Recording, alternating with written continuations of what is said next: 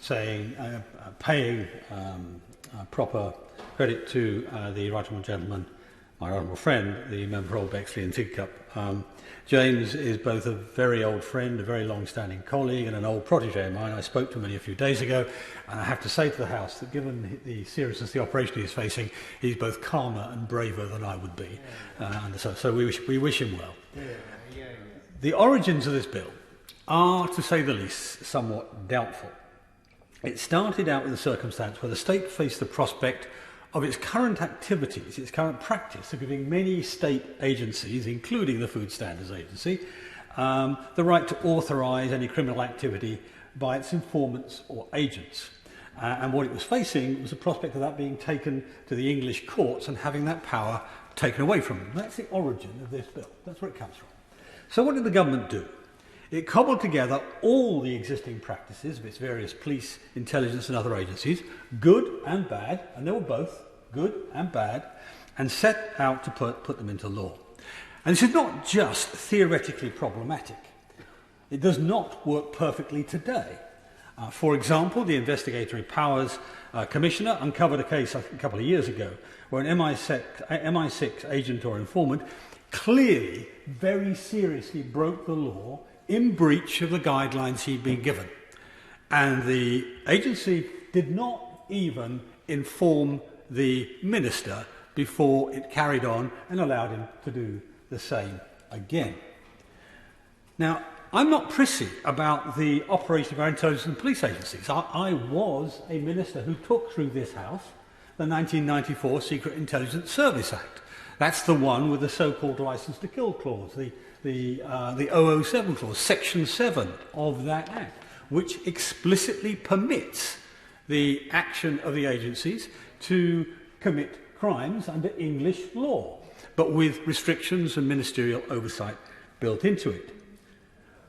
But nevertheless, this bill, unamended, in my view, goes too far, as is demonstrated by the fact that the amendments in front of us today were voted for in the Lords by a past Cabinet Secretary, a past Home Office Permanent Secretary, a past Foreign Office Permanent Secretary, a past National Security Advisor, a past Director of Public Prosecutions, and a past reviewer of our counter-terrorism legislation. Every single one of them more familiar at a close and tactical level than any minister serving in government. That's not meant as an insult, it's just a fact of life.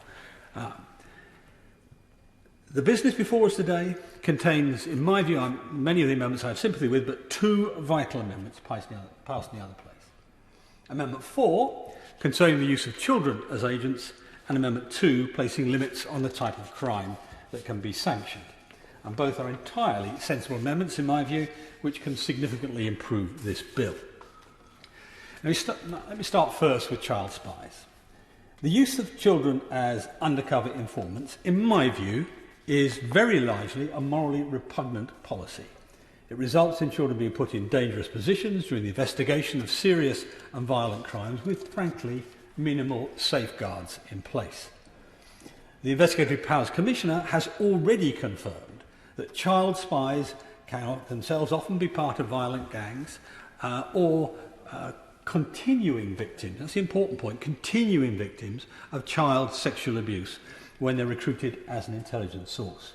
We should normally be seeking, moving heaven and earth, to remove these children from their horrible situations. Instead, this bill would allow them to be sent back into harm's way with minimal safeguards in place. Now, I'm speaking from memory here, so I hope I get this exactly right, but in the other place an example was given of, I think, a 17-year-old who was basically sold for sex to a variety of people, along with a number of other young women and children, legally children, under one of these these CHIS arrangements. And this was allowed to continue. And the result of it was that the child involved was the witness to a murder. And not just the witness to a murder, was then effectively coerced by her circumstance into helping to cover up the murder, having to hide the evidence and so on. And that's the sort of circumstance. This was a youngster who have been a product of the care system, who bounced from authority to authority, as we've seen happen in so many terrible cases, and yet she was left in these circumstances in pursuit of getting more information about the criminal she was under the control of. The bill also raises the possibility of 16 and 17-year-olds being authorised by a number of different agencies to spy on their parents. And these agencies include police forces and the intelligence services, but also extends to the other ones that the Honourable Gentleman, the Right Honourable Gentleman, was just referring to earlier. Do we really want to give such arbitrary and unfettered powers to such agencies? I, for one, don't, under any circumstances.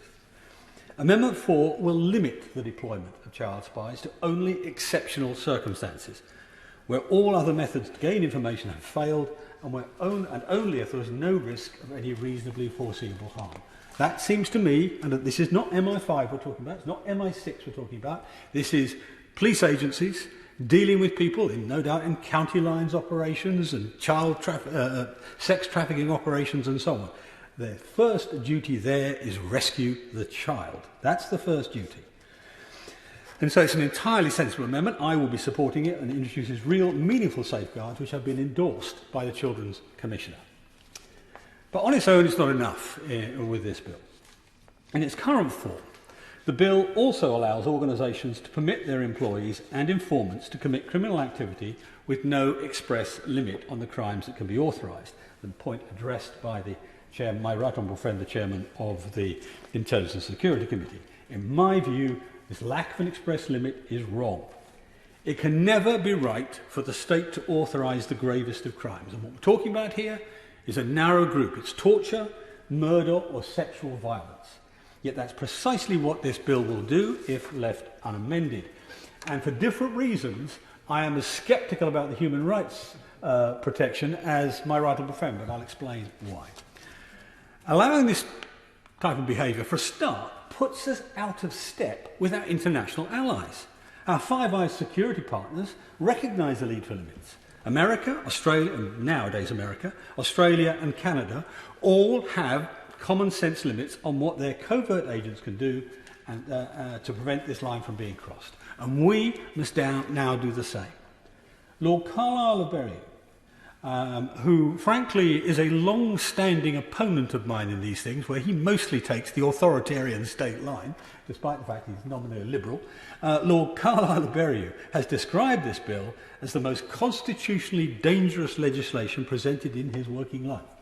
And I agree, which is why I support Lord Amendment 2, which places clear, common-sense limits on crimes covert agents can be authorised to commit, ensuring the worst crimes, like murder, torture and rape, can never be authorised. It mirrors an amendment I tabled during the committee stage in the Commons. And if the Chiz Bill becomes law without these limits, it's almost certain to be challenged in the courts and may eventually be overturned. I mean, this won't be the first time we've been here. Those who've been here for some years will remember the DRIPA, the Data Retention Investigatory Powers Act, which went through the same process. I and Tom Watson took it to court and we won, and they had to rewrite it. And I hope we don't have to do the same with this bill. It would be unwise to repeat it. But let me just explain why that's a risk. Because the arguments made by those who have, particularly on the Intelligence and Security Committee, who have close involvement with this, and I recognise their experience, the argument they made has to be put up against one test.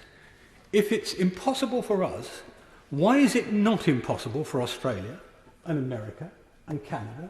They can operate. Why can't we? You have to answer that question, otherwise I think you will find this bill won't stand. Now, there are real risks to providing these powers without limit.